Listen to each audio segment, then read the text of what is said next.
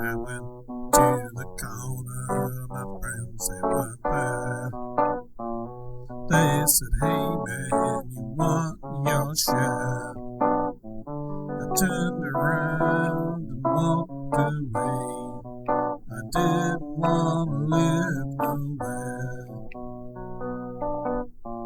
Street corners with the finest of views. Hey there, Douglas Scott McCarron. This is again a personal and yet also related to making movies. It's about how to comfort myself and at the same time not knowing what it is. It's personal, but it's also a lot of my storytelling is me trying to talk to myself and comfort myself and explain what's going on, and then I write it out in story format, and the characters play parts in my inner story. So that was kind of a revelation for me to find that out, that I was doing that. Also makes you wonder a lot of the movies you see and the TV shows you watch, how much is that just the writers and the actors doing that?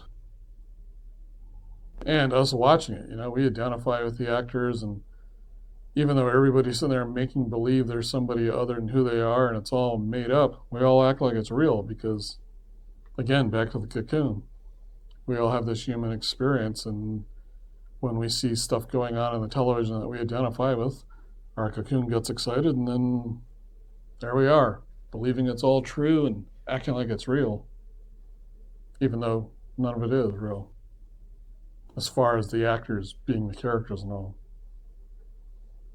I mean, it is all pretty real, though.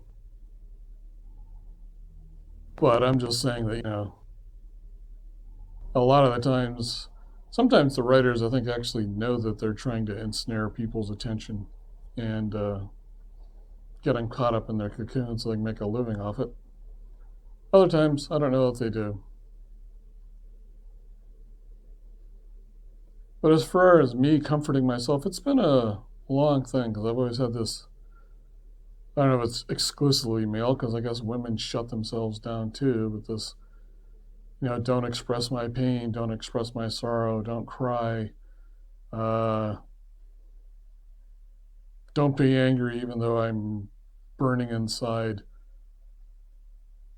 And all that really led me to is a lot of internal self-abuse, and there are people who drink themselves to death and ruin their kidneys and commit suicide and on, and that goes on all over the place. I just seem to be one of the fortunate few who managed to find his way out of it.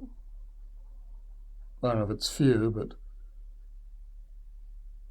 there's a lot of that going on, and I know that I'm not anymore, so I just think it's important. Comforting myself, a lot of it really was therapy and talking to people, being honest. It's threatening at first, Part of the way this inner cocoon works is there's this feeling of embarrassment that if you share it with somebody else, you're going to look less than or a weenie or not rock hard or whatever. But I think that's actually the cocoon purposely trying to keep you stuck to it. I think it actually has a real intention. It actually is trying to hold on to us. Because it just happens over and over. And then, we'll feel these feelings of shame and embarrassment, and we don't want to share it with us. But by sharing it, that actually gets it out of you and breaks its hold on you, in my experience. Comforting, I used to do through a lot of food, which is why I'm overweight.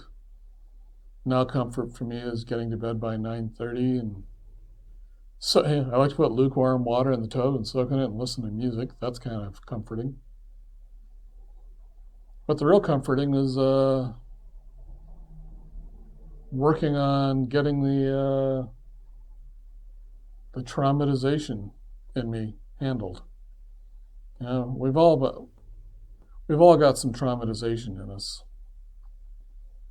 I had a lot of emotional traumatization because my parents had a lot of emotional traumatization, and my dad came out of a war and came home, and he had a hard edge to him, and he tried to be kind, but he had an edge to it. My mom was tried to commit suicide when she was a teenager, and she still carried that darkness around, and that's the family I got brought up in, and I would try to protect myself from whatever they were doing, and so I hid and suppressed everything because I didn't want to get found out by them, and then they would comment on me, and I'd feel embarrassed and upset.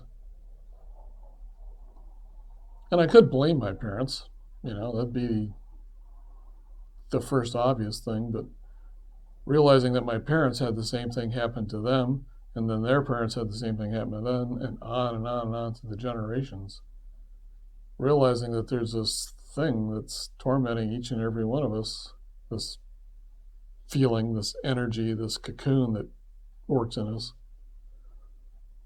To me, all there really is to do is to work on getting loose of that. I mean, getting all the money in the world, you'll still be stuck by it. Having a car, fast car, having chicks adore you or guys adore you, well, you're kind of caught up in this judging yourself and saying, are you okay? And are you better than others? And, do that all your life, but it's really kind of a young kid sort of thing going on all through one's life. And I've just found that by letting go of, there's just something completely different, something very beautiful and wonderful and complete living inside once you can let go of all that. So, comfort is not having an addiction that makes you think you feel good for a couple of minutes and then you're back at it. You can sit there and snort and shoot and smoke and drink and all that sorts of stuff and think you're getting better or taking care of it, but you're just abusing your body, and it's still sitting. Even in the act of doing it, you can hear it working on you, that energy and feeling.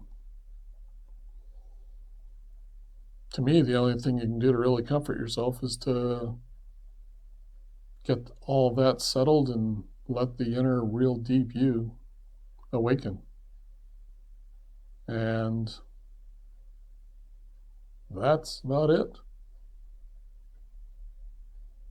Otherwise, you just kind of keep doing the same thing over and over and finding new comforting things that don't really let you get loose.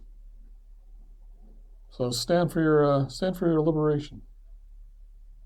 Okay, thank you. Bye now.